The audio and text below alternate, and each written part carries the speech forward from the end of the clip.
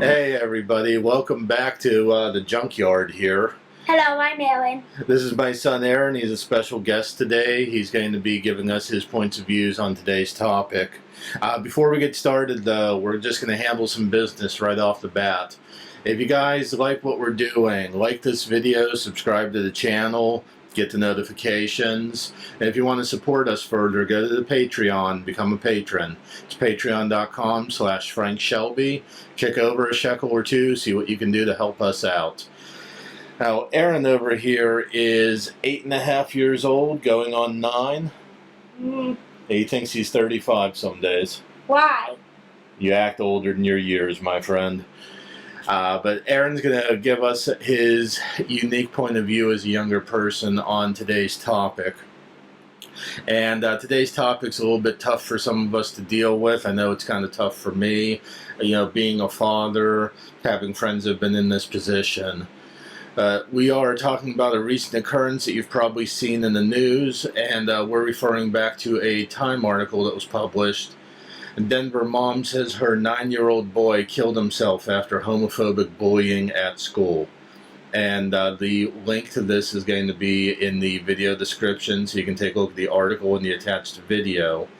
As you might know, and as you will know if you read the article, a 9-year-old boy in Denver, Colorado took his life last week after being bullied by his classmates for coming out as gay. Jamel Myles, son of Leah Pierce, was a 9-year-old boy who had recently come out to his mother as gay, who was very proud of himself for having the strength to do this, and he decided that he was going to come out to his classmates in school a few days later. Apparently his classmates didn't react the way he had expected them to, and they reacted to this disclosure with cruelty and told him to kill himself. A young Jamel was found dead in his home on Thursday after following through with this and, in fact, committing suicide. So I wanted to talk to Aaron about this a little bit because Aaron's roughly in the same age group, and he's somebody that I know has dealt with bullying in school before. And he and his classmates all are a little bit different than each other, and they've learned to come to accept each other. So, Aaron, you've read this article, correct? Yeah. Okay, and I wanted to ask you a few questions before we get started. I know there's some words in here that you normally don't see as being an 8-year-old or a 9-year-old. I know you're just starting 3rd grade, so some of this might be new to you. Yeah, anyway. Okay, so the headline of the article, they use the word homophobic. Do you understand what that means? No. So, Aaron, do you understand what it means for somebody to be gay? No. Okay, so a gay person is essentially a man that loves another man or a woman that loves another woman, the way myself and your mother are in love with each other. Does that make more sense? Yeah, but you said something about women being in love with other women was called something else. Yeah, sometimes the term lesbian is used when it's 2 women. And the term gay usually refers more to 2 men. And sometimes gay is also used interchangeably with homosexual, which means, you know, people of the same gender that love each other. And that's where that bigger word in the headline, homophobic, comes from. To be homophobic means to be afraid of somebody that's homosexual. What does homosexual mean? A man that loves another man or a woman that loves another woman. Homo means the same, and sexual refers to that attraction between people. All right, Aaron, so now that we understand that a little bit better, I'm interested in your feelings about what you've read here in this article about this 9-year-old boy that thought he was making a brave decision to tell his friends that he was gay and how they treated him. So, Aaron, being that, you know, you're a 9-year-old, you're going into 3rd grade. I'm 8.5. Being that your father doesn't know how old you are because I don't pay enough attention to you, I want to ask you your thoughts about bullying. How do you feel about bullying and people that bully kids? Would you like to put that into words? I give a thumbs down to bullying. You give a thumbs down to bullying. Why is that? Because it's not nice, and what if what if you have something that's important, right? And if it's something important and it's paper, and someone just pulls it out of your hand and rips it up. That would make me kind of upset, and I'm assuming that would make you upset too. Yeah, it would. So my concern is, what if you have something that's important to you and is close to your heart, and somebody else makes fun of you for it and treats you like that important thing is worthless or stupid? How would that make you feel? Well, it obviously wouldn't make me feel happy. Yeah, and I think we would all feel a little bit upset and discouraged by something like that, especially if we told people that we thought were our friends something that was really important to us personally, and then they proceeded to tease us and ridicule us about it. Yeah. So, given that you and your classmates are pretty unique individuals, if you don't mind me saying it on the video here, you're autistic. Yes, I'm autistic. So am I. Wait, what? What? Where do you think you get it from? And all of your classmates are autistic too, because I'm not sure if one of my friends are autistic. I didn't ask them. I'm pretty sure at least the vast majority of them are, because you attend a school specifically for autistic children. That's true. So at least I know the ones that are closest to you are. Pretty much. But so your friends are all a little bit different, and you guys go to school for autistic children. And you know, the reason you go there is because you had a hard time in the regular public schools with other children who didn't understand you so well. And I know for you especially, I know it caused you a lot of issues and a lot of grief because you didn't like not being understood. AJ, tell me a little bit about how you and your friends feel about people who are different. How do you treat other kids that are different when you meet them? Well, sometimes I try not to get... Sometimes I just try to show my best behavior with them. And by that, you mean being friendly and not being judgmental? Yeah. And not making fun of them for their differences? Yeah. You try to be a good friend to everybody you meet. Would that be accurate? Yes. I bet you wish more kids were like that when you meet them. Yeah. I would say a big part of the reason why your friendships that you have with your small group of friends are so strong is because all of you are different than other kids. You're different than each other, but you still find common ground and you find ways to get along. Do you think that would be a good way to put it? Yeah. Yeah. Hey, you want me to tell you something? Yeah, tell me whatever you want. So my favorite, one of my favorite channels, SML. At the end of each video, there's this thing called the SML question based off of the video, and it asks you, and funniest comment either gets a free video game or supposedly a free shout out. Oh, really? Yeah. Well, we don't have any video games to give away for free. We can probably give out a shout out at some point. Do you have a question that you'd like to ask people and see if they have a good comment? I'll ask someone. I'll ask the people who are watching this at the end a question, and maybe best comment will get a shout out at the end of the next. The end of the next video we do? Yeah. That sounds fair to me. What's the question you'd like to ask people? Well, we can ask it now. Yeah, let's ask it now. Okay, so what do you guys feel about bullying, and if you had to deal with it all of your life, how would you do it? That's a great question. Can I give you an answer right now while we're sitting here talking? Sure. So when I was in elementary school, when I was about your age, I used to get bullied constantly. That's part of what I asked. Yeah, I did get bullied a lot. Yeah. I got bullied from the time I was in 2nd grade until I was done with 6th grade, probably. Seriously? Yeah, there were. I wasn't always as big as I am. There were kids that were bigger than me that liked to pick on me and beat me up. There were kids that liked to give me grief because I was a smart kid in the class or because I was different than the other kids, the way that you're different than other kids. I'm surprised. Getting beaten up probably hurt. It did, and I learned a lot from it. Definitely learned how to fight, that's for sure. Learned how to take a punch. You beat the butts, didn't you? Not while I was in elementary school, I didn't. But when I got bigger, after I became a teenager and when I was in high school, And I saw people bullying other kids that I knew couldn't defend themselves as easily. And now all of a sudden I'm this big, huge guy. Who has autism and can fight. You just make me sound like I'm some sort of crazy boxer. Now though that I was this big, huge guy, and I remembered what it felt like to be bullied when I was your size. Yeah.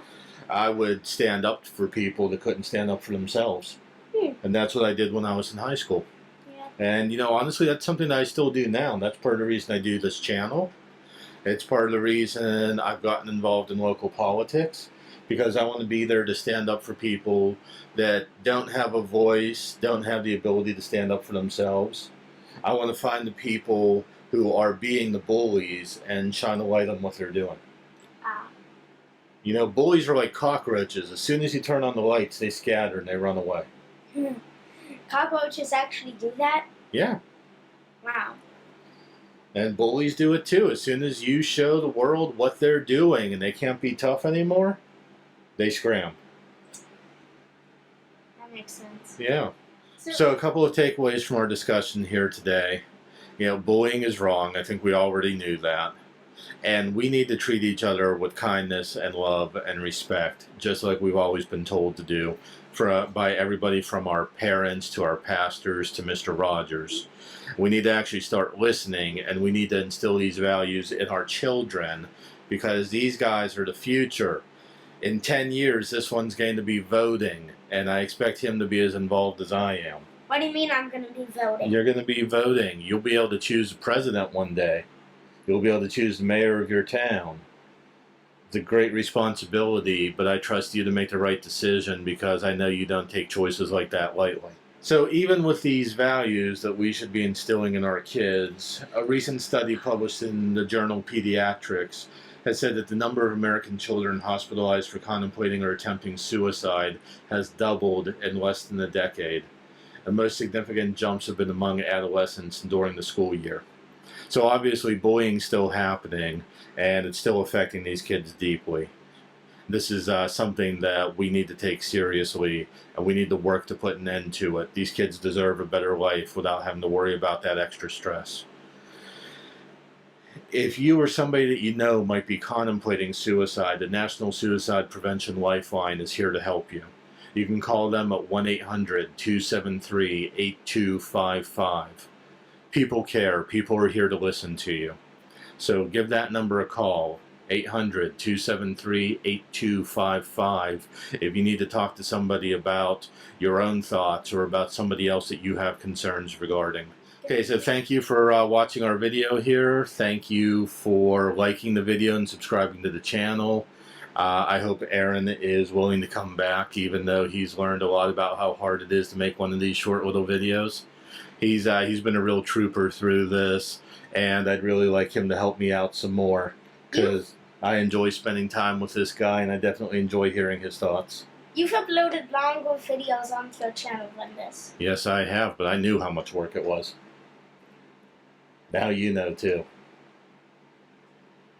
So thank you again, everybody, for watching today's video. Remember to like the video, subscribe to the channel, and if you really like what we do, become a patron at patreon.com/FrankShelby and kick over a couple bucks to help us out with our costs here.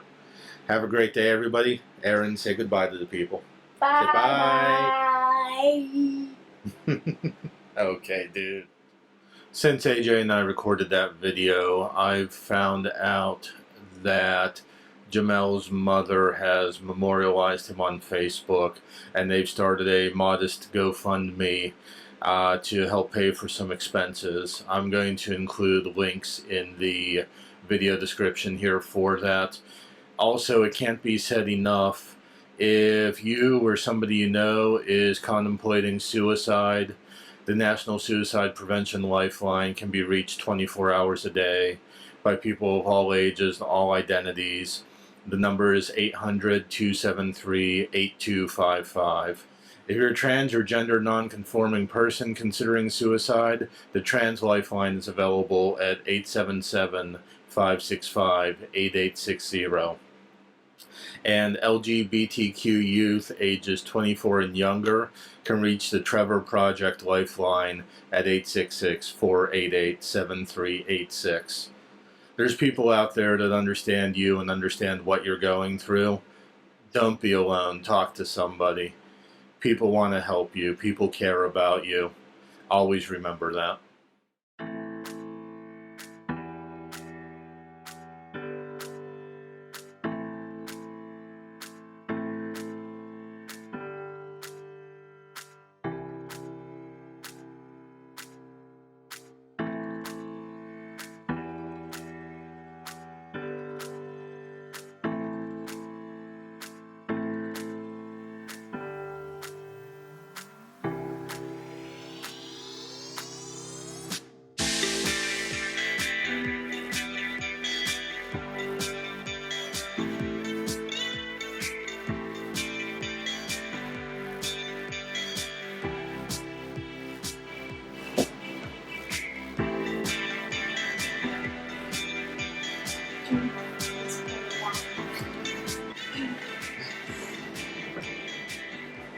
Really? That close? So when I was younger, when I was growing up, there was a friend of our family, a guy that was in his mid-30s. His name was Ed. Kind of like Grandpa. Yeah, kind of like Grandpa, except he was a biker and he was a little bit heavier than Grandpa. What do you mean a little bit heavier than Grandpa? He was bigger. He was a big guy like me. Okay? Big chub. Don't make me knock you off that chair, boy. Anyhow, so Ed was a friend of the family. We knew him. We knew his sister. What was his sister's name? I don't even remember what his sister's name was at this point. How sad is that? It was a long time ago. But we knew his sister. We knew her husband. And they had two little kids that were like 5 and 6 years old. Okay. And they loved their Uncle Ed. He was their favorite person in the world because he always played with them, had fun with them. Yeah. So anyhow, they all used to live next door to me. Right. That brown and yellow house. The brown and yellow house. To the right of Grandma's house. Okay. Okay. So after a while, Ed decides he's going to move out west toward Las Vegas. Right. He's out there for a few months, whatever. And after a while, we don't really hear anything from him. Okay. And then one night, his sister comes over all in a panic. They found Ed's body in the room he was living in. Which room was he living in?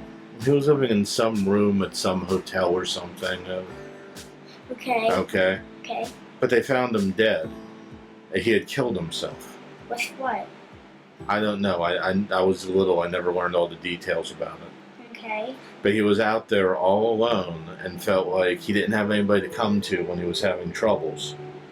It felt like he didn't have anybody to talk to. He felt like he couldn't come back to any of us because we were so far away. And the hardest thing I've ever seen in my life was these two cute little kids that were so young. I mean, they were younger than you. Trying to understand how it was that their uncle was coming home, but they were never going to get to play with him again. Why would he kill himself? Who knows? Who knows why people think the way they do and why they feel the way they do about some things? If somebody decides they're going to kill themselves, they're obviously not thinking straight in the first place. Yeah. But they need to know that there's help available for them. They need to know that there's people who care and people they can talk to. Right. You sitting here just talking to me for 5 minutes could help out another kid out there that's having problems.